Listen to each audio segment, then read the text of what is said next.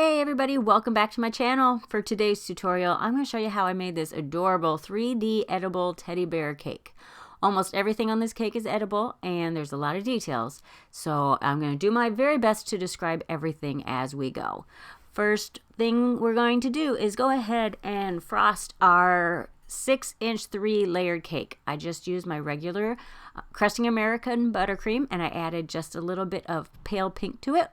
How I did that was used soft pink from Americolor, I believe it's Americolor, and I added just a tiny bit of ivory to it, just a tiny bit. And now we're going to move on to the ladder. I'm just using an impression mat that has like a bark pattern to it, and this is straight gum paste with brown food coloring. You do have to use quite a bit of food coloring to get a good brown, just because the undertones like to come out in these a lot. So it's going to have an extra amount of food coloring in it, which means it's going to take a little time to firm up. So I just went ahead and made that first. And I set that aside. I have things drying on a foam mat because that way it can get air from the top and the bottom, since I make all these details apply them to the cake, add them to the cake all in one day. So I have to do my details that need some drying time at the very beginning. So for the teddy bear, I'm using, for the bottom part, for the body, I used a tulip foam center.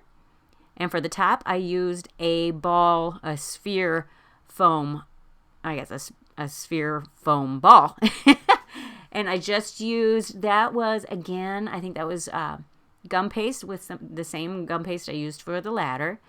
And I just wrapped it around the foam. I didn't add any water. You can, but sometimes it makes it hard for the gum paste to stick. And I just added texture with a grass tip. And those are, of course, sitting on the side, drying. And these are my ribbon roses. This is a very easy way to make a rose if you want them to be more abstract and kind of whimsical, and you don't want to mess with all the petals, just roll out the strip and just wrap it up like I did and set that aside to dry also. And I decided to make some hearts. This cake, you can see the picture there. I do have an inspiration picture, and I'm trying my darndest to find the original creator. And I have looked once and I will look again, but at this point I cannot find the original. I just found it reposted. So I really do want to give credit where credit's due. Always, if at all possible. And this is for an order at work. So a lot of times they give us an inspiration picture, and that's really all we have to go by. And I do try to kind of make it my own so that it's not an exact copy. So I'm making my mushrooms. I just did 2 mushrooms. Everything, all the details at this point have all been with gum paste, again, because of the drying time. If you don't have gum paste and you have time and you work with fondant, just add a little CMC or Tylose powder to your fondant, and that helps them dry a little faster. I'm just adding little dots to our mushrooms. I did one in this pale pink, and then I did another one in the more burgundy color. And set those aside to dry. And just, I do have a couple flowers that I'm using my flower cutters for, and those are just those little hydrangea petals. Now, I punched out the name real quick. I'm not going to go too far into detail with that. They're just punch cutters. And I set those aside to dry for a second. Now I'm making the piece that goes around the plaque. I did follow how they did this in the inspiration picture.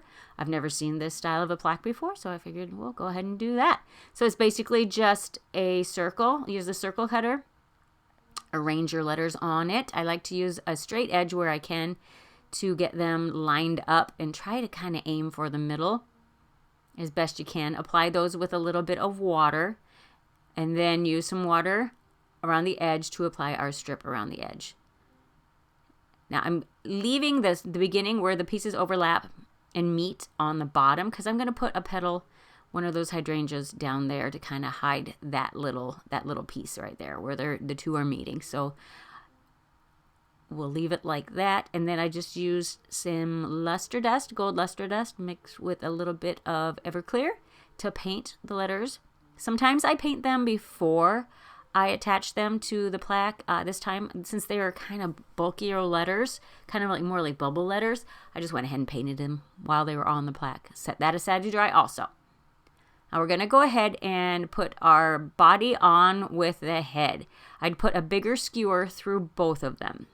To begin with, I just put a toothpick in the bottom because the gum paste was soft. Now that it's had time to firm up a little bit, I can put a little bit more pressure when I am forcing that skewer through both of them.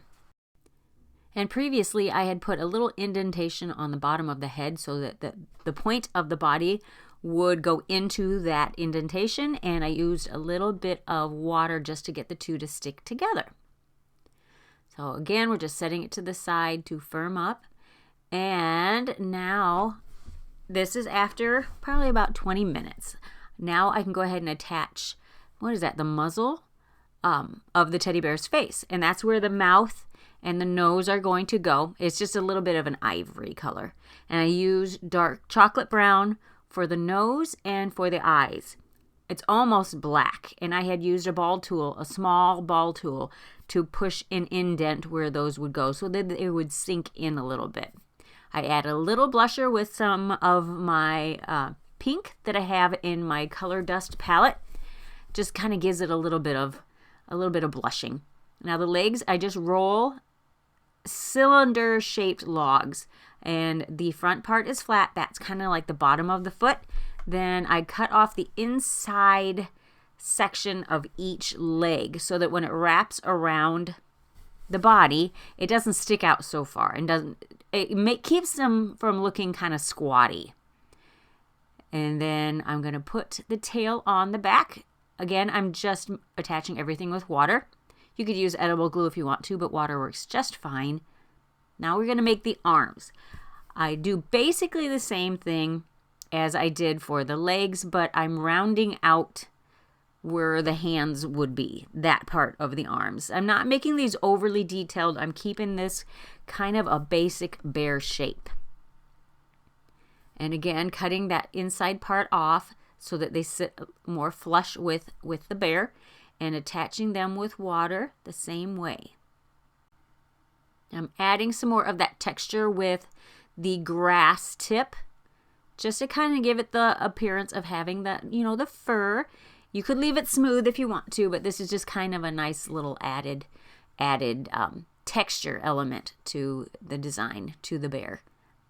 I've just placed the arms, and then I do go back and I kind of spread the feet out a little bit and add a little bit of an inturn with those arms so that they're kind of hugging the body a little bit more. Now we need to add some ears. This is what's going to really kind of finish it off, the ears and the bow. The ears, I just kind of made a flattened oval, and I indented the middle part and cut off the ends, and so that they weren't too tall, and just attached those with water. And the same thing with the bow. For the bow, I have a bow mold. That's all I used with some fondant. Now these are just, you can buy the spheres for cake decorating. It's a big trend, and it has been for a little while. I used those to make kind of like a balloon bouquet, and I just wrapped them with some floral wire and added a skewer on the bottom to elongate that bottom part. Otherwise, they would have sat right behind the bear and you wouldn't really see them. So I've just stuck the toothpick right into the cake with a little bit of buttercream underneath the bear. Tuck those balloons in the back, and since those are on wires, you can kind of manipulate them a little bit.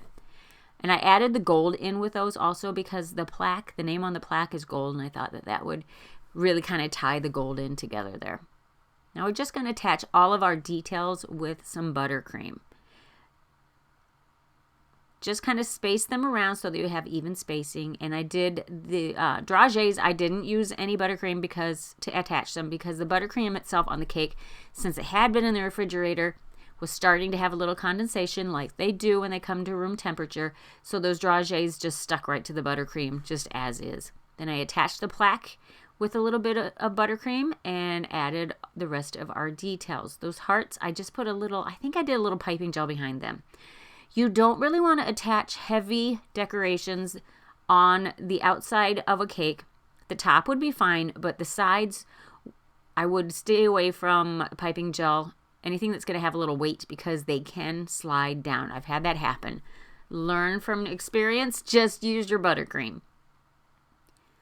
And then we also added some edible wafer paper butterflies, I think, and then some artificial flowers, just some little stems sticking out, just to add that extra element of some width on the bottom and the top. So I hope you liked it, guys. This is really fun to do. I hope you got some ideas on how you can accomplish something similar and maybe made things look a little bit more doable. So we'll catch you on the next one.